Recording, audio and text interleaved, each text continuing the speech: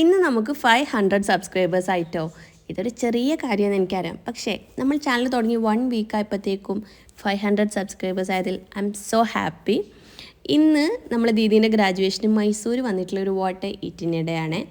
So ബ്രേക്ക്ഫാസ്റ്റിന് നമ്മളിതാ ഇഡ്ഡലിയും ദോശ, പിന്നെ ഞാൻ എപ്പോഴും കഴിക്കാറില്ല ഈ ഒരു നെയ് റോസ്റ്റ് ആയിരുന്നു കഴിച്ചിട്ടുണ്ടായിരുന്നത്. ലഞ്ച് നമുക്ക് അവരുടെ കോളേജിൽ നിന്നായിരുന്നു കേട്ടോ ഫുഡ്. ഒരു കർണാടക സ്റ്റൈൽ ഫുഡായിരുന്നു. ചോറിൻ്റെ കൂടെ സമൂസ, ഇഡ്ഡലി, പിന്നെ ലാസ്റ്റ് ഒരു ജിലേബി എല്ലാം ഉണ്ടായിരുന്നു.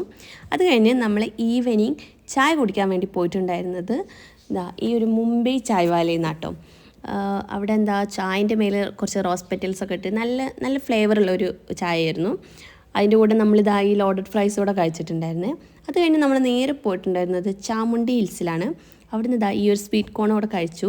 പിന്നെ നമുക്ക് ഒറിജിനൽ മൈസൂർ പാക്ക് കഴിക്കണം എന്നുണ്ടെങ്കിൽ ഈ ഒരു സ്പോട്ടിൽ തന്നെ പോകണം.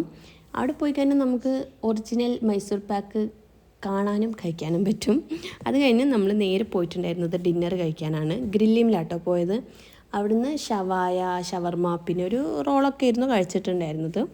സോ ഇന്നത്തെ വാട്ട് ഈറ്റിനിടെ ഇത്രേ ഉള്ളൂ.